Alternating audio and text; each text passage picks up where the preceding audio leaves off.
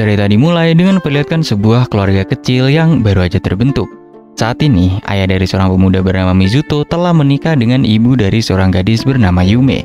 Keduanya kini harus menyesuaikan diri dan menjalin hubungan keluarga yang baru. Namun, masalah muncul karena setahun yang lalu Mizuto dan Yume pernah menjalin hubungan asmara yang sangat romantis. Sejak mereka berpisah, keduanya menjadi begitu asing satu sama lain. Dan siapa sangka, takdir mempertemukan mereka kembali dalam hubungan yang berbeda. Bukan lagi sepasang kekasih, melainkan saudara tiri. Menyadari keadaan yang rumit ini, Mizuto dan Yume sepakat untuk merahasiakan masa lalu mereka dari kedua orang tuanya. Mereka khawatir jika itu terbongkar, keluarga baru yang baru aja terbentuk bisa saja berakhir sebelum sempat berkembang. Kini, ketika mereka harus tinggal serumah, keduanya membuat sebuah aturan sederhana. Salah satu dari mereka harus berperan sebagai kakak. Karena usia Yume sedikit lebih tua, ia pun memutuskan untuk menjadi kakak dalam keluarga itu. Awalnya Mizuto ingin menolak, namun pada akhirnya ia memilih mengalah demi menjaga kedamaian keluarga mereka. Meskipun begitu, rasa canggung di antara mereka belum juga hilang. Tiap kali bertemu, bayangan masa lalu yang manis selalu muncul di benak masing-masing. Kadang mereka teringat bagaimana dulu saling tersenyum, saling menghibur, dan saling mencintai. Kini semua itu hanya menjadi kenangan yang harus mereka simpan rapat-rapat. Keesokan harinya, tibalah hari pertama mereka masuk ke SMA baru. Mizuto dan Yume sama-sama sepakat untuk menyembunyikan status keluarga mereka di sekolah, karena keduanya merasa hal itu bisa menimbulkan rasa malu jika teman-teman mereka mengetahuinya. Namun sejak hari pertama, Yume tambah dengan mudah berbaur dan mendapatkan banyak teman, sementara Mizuto yang lebih menyukai ketenangan memilih untuk menyendiri. Tak lama muncul seorang pemuda yang tampaknya telah mengetahui hubungan keluarga mereka setelah tanpa sengaja melihat Mizuto dan Yume berangkat sekolah bersama. Di sisi lain, saat berada di toilet sekolah, Mizuto mendengar beberapa murid laki-laki sedang membicarakan Yume dan memuji kecantikannya. Hal itu membuat Mizuto merasa risih, meski ia berusaha untuk tidak memperlihatkannya. Setelah itu, ketika Mizuto pulang ke rumah, Yume yang udah tiba lebih dulu menyambutnya dengan dada canggung. Esok paginya, Mizuto bertanya, kenapa Yume kembali ingin berangkat sekolah bersamanya, padahal mereka udah berjanji untuk menjaga jarak di depan teman-teman. Yume di sini menjawab dengan tenang bahwa ia melakukannya untuk menakuti beberapa teman laki-laki yang berusaha mendekatinya. Mendengar alasan itu, Mizuto hanya bisa tersenyum kecil dan menuruti keinginannya. Sepulang sekolah, kedua orang tua mereka ternyata sedang pergi berkencan, meninggalkan rumah hanya untuk Mizuto dan Yume. Setelah makan malam bersama, Yume beranjak mandi. Ketika keluar dari kamar mandi, ia tanpa sengaja menggoda Mizuto yang sedang fokus membaca buku. Mizuto mencoba tetap tenang meski suasana terasa canggung. Untung aja, ia cukup kuat menahan diri, mengingat kini mereka adalah keluarga. Di hari berikutnya, seorang siswa laki-laki tiba-tiba datang dan mengajak Mizuto berteman. Anehnya, pemuda itu juga tampak sudah mengetahui hubungan mereka sebagai saudara tiri. Di sisi lain, saat jam olahraga, Yume mulai dekat dengan seorang teman baru bernama Minami. Minami tampak kagum pada Yume, bahkan sering memuji penampilannya yang anggun itu. Kemudian di siang hari itu, kelas mereka melakukan latihan jasmani. Namun, karena Yume tidak terbiasa berolahraga, ia tampak kesulitan mengikuti kegiatan tersebut. Ia memaksakan diri agar bisa mendapatkan nilai tinggi dan peringkat bagus, hingga akhirnya tubuh terasa lelah dan pandangannya mulai kabur. Sesaat kemudian, Yume pun pingsan di lapangan. Untung aja, Mizuto yang kebetulan melihat langsung menangkapnya dengan sigap.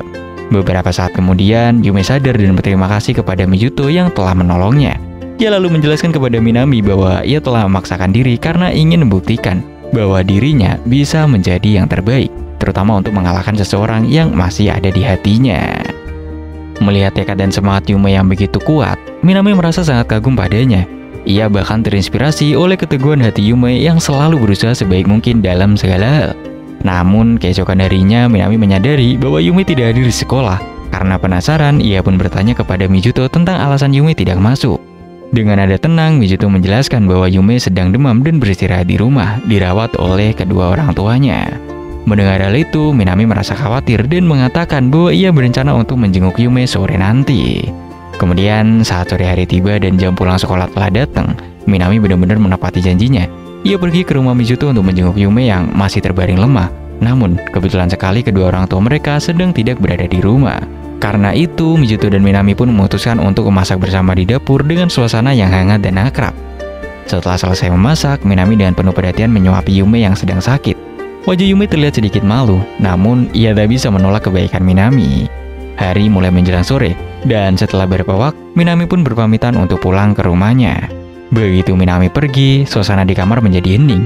Yume menatap Mizuto dengan wajah yang sedikit memerah, lalu berkata bahwa melihat Mizuto begitu akrab dengan Minami membuatnya merasa cemburu. Meski ia sendiri tidak tahu apa alasannya. Ia kemudian menambahkan dengan nada menggoda bahwa jika Mizuto ingin menebus rasa cemburunya, maka ia harus merawat Yume dengan baik malam ini. Mendengar itu, Mizuto hanya menghela napas kecil, lalu perlahan-lahan mulai merawat Yume dengan hati-hati. Ia menyiapkan obat, mengatur bantal, dan akhirnya menggenggam tangan Yume dengan lembut. Dalam keheningan itu, ingatan masa lalu kembali datang. Masa-masa ketika mereka masih bersama sebagai sepasang kekasih. Namun di tengah kehangatan itu, Mizuto tiba-tiba menyadari sesuatu, yang mana tangan Yume udah tidak panas lagi. Rupanya Yume sebenarnya udah sembuh, hanya saja ia berpura-pura masih sakit agar bisa terus bersama Mizuto lebih lama. Singkat cerita, malam pun tiba. Saat hendak bersiap tidur, Yume menyadari sesuatu yang membuatnya panik, yang mana celana milik Mizuto ternyata tertinggal di kamarnya. Ia berpikir keras bagaimana cara mengembalikannya tanpa membuat situasi menjadi canggung. Menurutnya, jika ia memberikan langsung, Mizuto mungkin akan salah paham. Karena itu, ia pun berencana untuk mengembalikannya secara diam-diam ke kamar Mizuto. Namun, ketika Yume berjalan pelan di lorong rumah menuju kamar Mizuto, ia malah berpapasan langsung dengan Mizuto. Ternyata, Mizuto juga sedang membawa celana milik Yume yang ia temukan sebelumnya. Keduanya terdiam sejenak, saling menatap dengan wajah kebingungan. Setelah itu, Mizuto yang pertama kali ngajak bicara. Ia bertanya mengapa celananya bisa berada di kamar Yume. Dengan sedikit gugup, Yume menjelaskan bahwa beberapa hari yang lalu, ketika ia sedang mencuci pakaian, celana Mizuto secara tidak sengaja ikut tercampur dan terbawa ke kamarnya. Tapi karena saat itu Mizuto sedang tidak di rumah, ia memutuskan untuk menyimpannya sementara. Kini, giliran Yume yang bertanya. Ia ingin tahu bagaimana bisa Mizuto memiliki celananya. Mizuto pun menjawab bahwa beberapa waktu yang lalu, ia juga menemukan celana Yume yang tertinggal di kamar mandi. Dan karena Yume sedang tidak di rumah, ia menyimpannya dengan niat untuk mengembalikannya nanti. Keduanya akhirnya saling memahami bahwa itu hanya kesalahpahaman kecil.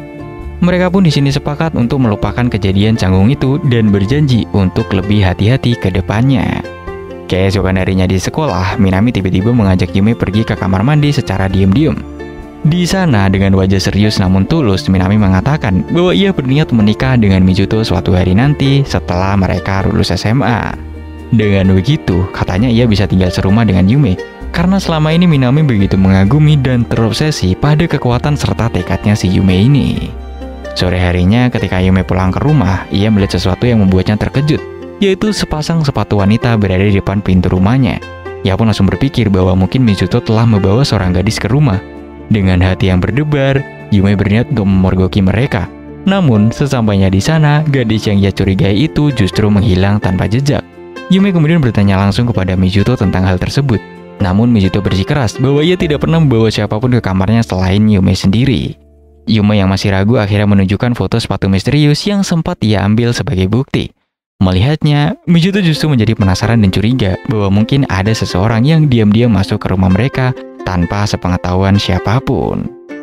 Keesokan harinya, ketika Mizuto sedang membawa beberapa buku ke belakang sekolah, tiba-tiba datanglah seorang gadis misterius yang ingin berkenalan dengannya.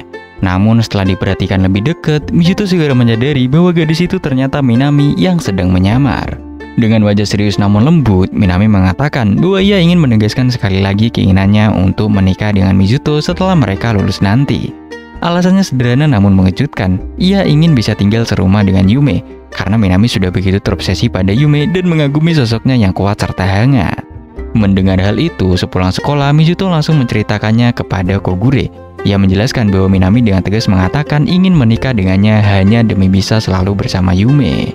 Kogure yang mendengar cerita itu kemudian menjelaskan bahwa Minami memang tipe gadis yang akan berusaha keras mencapai apapun yang ia inginkan, bahkan jika harus melakukan hal ekstrim sekalipun. Penjelasan itu membuat Mizuto cukup terkejut dengan sifat Minami yang ternyata begitu obsesif. Namun Kogure kemudian tersenyum kecil dan berkata bahwa ia memiliki rencana untuk membantu Mizuto keluar dari situasi rumit ini. Setelah mendengar rencana itu, Mizuto akhirnya memutuskan untuk mengajak Yume berkencan di keesokan harinya. Mendengar ajakan itu, Yume terkejut bukan main. Setelah sekian lama mereka berpisah, ia tak pernah menyangka bahwa Mizuto akan kembali mengajaknya pergi bersama seperti dulu. Namun di balik ajakan itu, ternyata ada alasan tersembunyi. Mizuto sebenarnya mengikuti rencana Kogure untuk membuat Minami cemburu. dengan harapan Minami akan membatalkan niatnya untuk menikah dengannya. Keesokan harinya, Mizuto dan Yume pun pergi berkencan. Di sisi lain, Kogure diam-diam mengajak Minami untuk mengikuti dan mengawasi mereka dari kejauhan sesuai rencana. Ia berharap Minami akan menyadari bahwa Mizuto dan Yume tampak sangat cocok bersama dan akhirnya mengurungkan niatnya. Sepanjang kencan, Kogure memberi arahan melalui pesan singkat, menyuruh Mizuto melakukan berbagai hal romantis agar tampak seperti pasangan sungguhan. Mizuto pun menuruti. Ia menggandeng tangan Yume, menatapnya lembut, bahkan menepuk kepalanya dengan penuh kasih. Namun tanpa disadari, Yume malah terbawa perasaan. Setiap momen yang mereka lewati bersama mengingatkannya pada masa lalu, ketika mereka masih pacaran dan Mizuto selalu memperlakukannya dengan penuh perhatian. Yume merasa hangat sekaligus sedih karena tidak tahu bahwa semua ini hanyalah bagian dari rencana. Meski begitu, rencana Kogure ternyata berhasil. Dari kejauhan, Minami tambah cemburu, bahkan hatinya mulai terasa sesak melihat kedekatan mereka. Setelah kencan berakhir, Minami akhirnya datang menghampiri Mizuto dengan wajah menyesal. Ia mengakui bahwa dirinya lah gadis misterius yang sempat masuk ke kamar Mizuto beberapa waktu yang lalu. Dan dengan suara bergetar, ia mengatakan bahwa ia membatalkan niatnya untuk menikah dengan Mizuto. Minami menyadari bahwa jika benar ia menikah dengannya, keluarga mereka mungkin tidak akan bahagia. Setelah pertemuan itu, Mizuto pulang ke rumah. Di sana Yume sudah menunggunya sambil membawa kamera kecil. Ia mengatakan bahwa Mizuto terlihat sangat tampan dari itu dengan pakaian rapi yang dikenakannya. Dengan sedikit tersipu, Yume meminta izin untuk mengambil beberapa foto Mizuto. Bahkan setelah melihatnya dari dekat, Yume spontan meminta agar Mizuto memeluknya sebentar. Mungkin sebagai ungkapan perasaan yang tak bisa ia katakan dengan kata-kata. Beberapa hari kemudian, suasana di antara mereka mulai mencair. Suatu pagi, Yume tiba-tiba mengajak Mizuto pergi ke mall untuk membeli hadiah ulang tahun bagi ibunya. Setelah berganti pakaian, mereka pun berangkat bersama naik kereta menuju kota.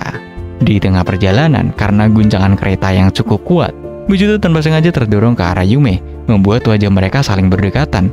Di sini, keduanya langsung saling berpaling dengan pipi memerah. Suasana canggung itu justru membuat hati mereka berdebar-debar gitu. Setelah sampai di mall, mereka membeli hadiah dan kemudian memberikan langsung kepada ibu Yume.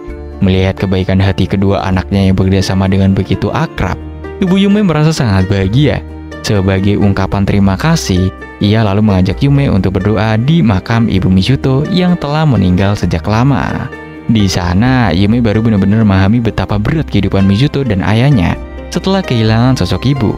Setelah momen haru itu, Mizuto berkata bahwa malam ini mereka perlu mencari tempat untuk menginap sementara karena kedua orang tua mereka akan pergi merayakan ulang tahun ibu Yume. Namun, Yume mengingatkan bahwa mereka belum cukup umur untuk menginap di hotel manapun.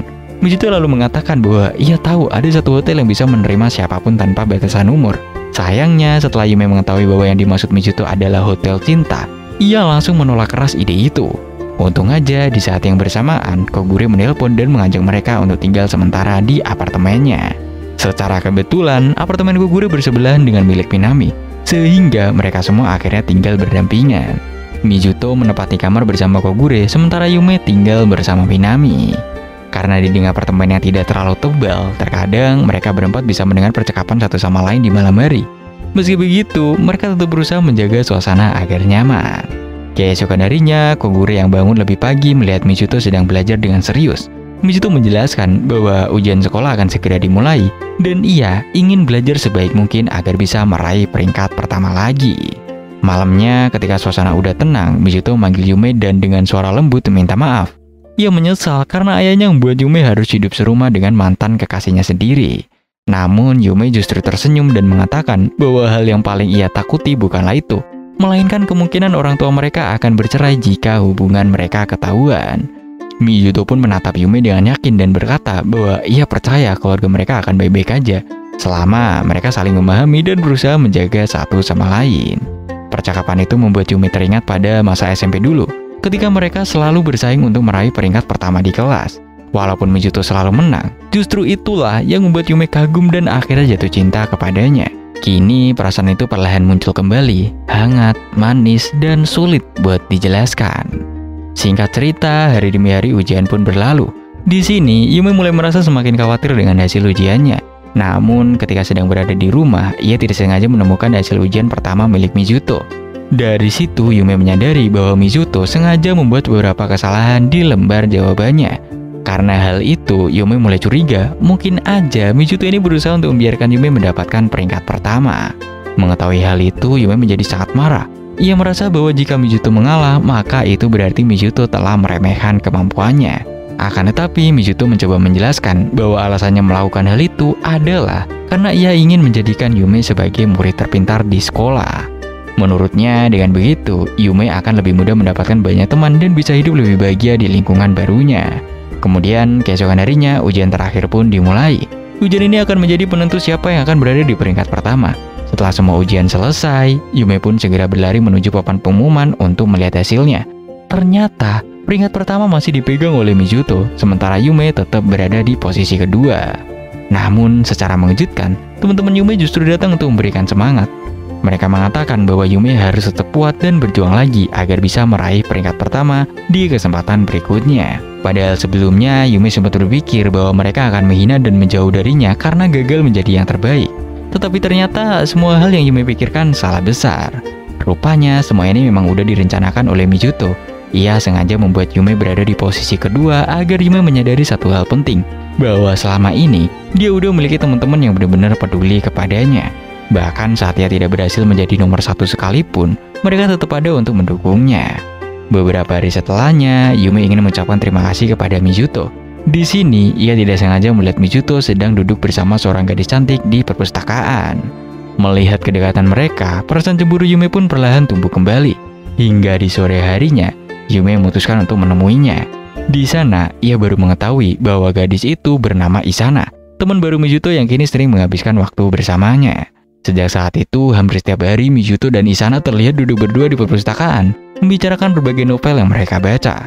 Lalu di suatu ketika, Mizuto berkata bahwa ia memiliki beberapa novel menarik di rumah.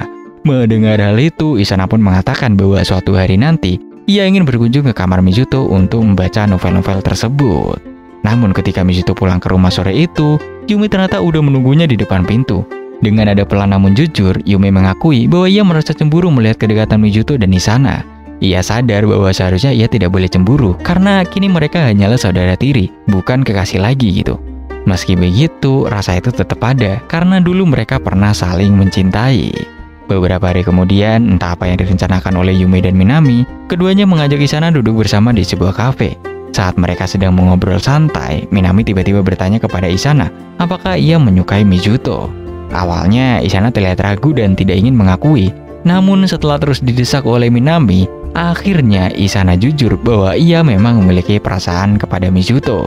Mendengar pengakuan itu, Minami justru tersenyum dan mengatakan bahwa ia ingin membantu Isana agar bisa menjadi pacar Mizuto.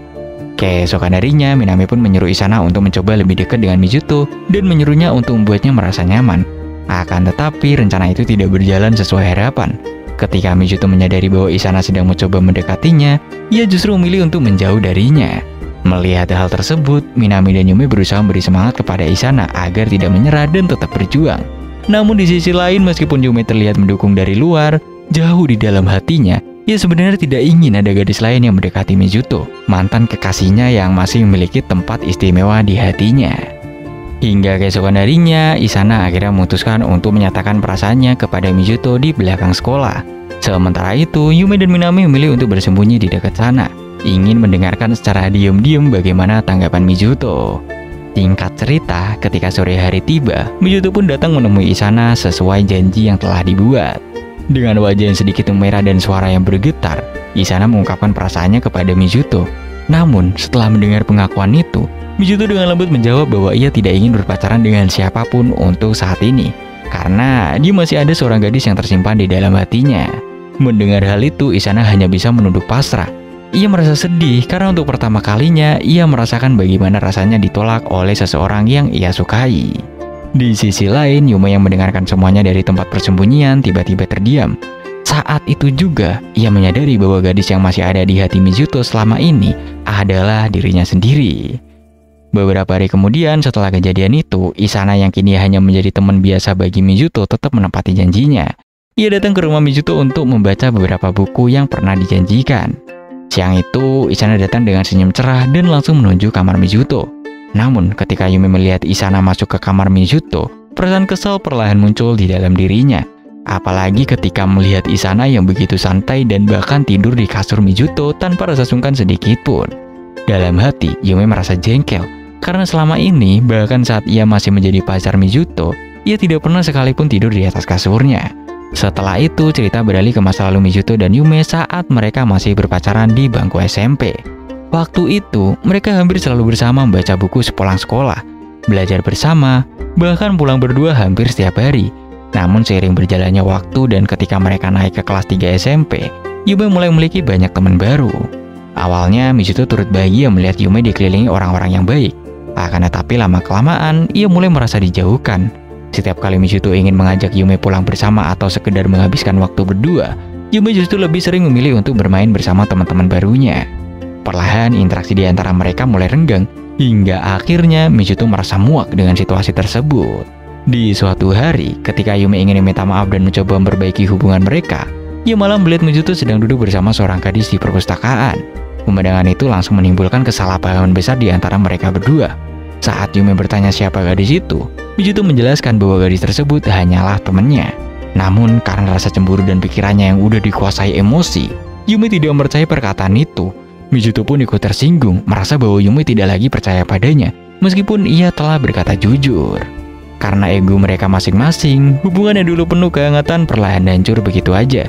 Hingga akhirnya mereka berhenti berbicara satu sama lain, bahkan saat lulusan tiba.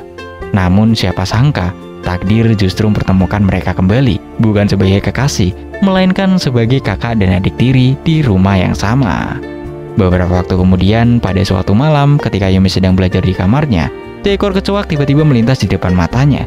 Karena panik, ia segera memanggil Mizuto untuk meminta bantuan. Namun ternyata, Mizuto juga sama-sama takut dengan serangga itu.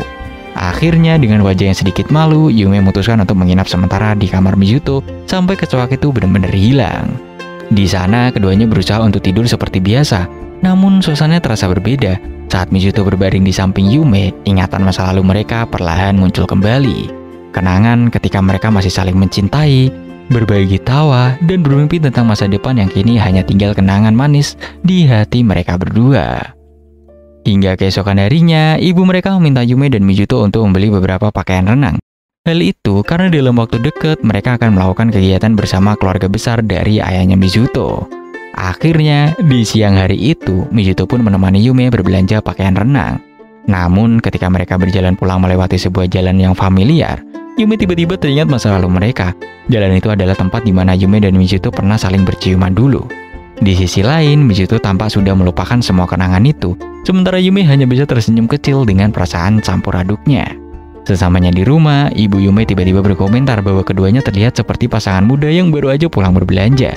Padahal tanpa diketahui oleh ibu mereka, Yume dan Mizuto memang pernah menjalin hubungan cinta di masa lalunya. Kemudian, keesokan harinya, keluarga Mizuto berangkat berlibur ke kampung halaman ayahnya. Mereka juga mengajak ibu Yume untuk ikut, yang kini telah menjadi istri baru dari ayah Mizuto. Di perjalanan, suasana tambah bahagia dan penuh kehangatan keluarga. Namun, tanpa mereka sadari, jika masa lalu Yume dan Mizuto sampai terbongkar, keharmonisan keluarga itu bisa aja runtuh seketika.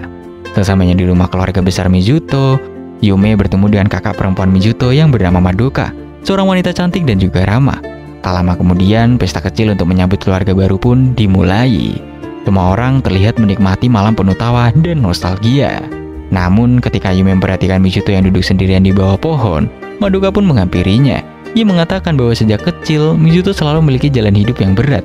Ditinggal ibunya, lalu ia tumbuh dengan rasa sepi saat ayahnya sibuk bekerja.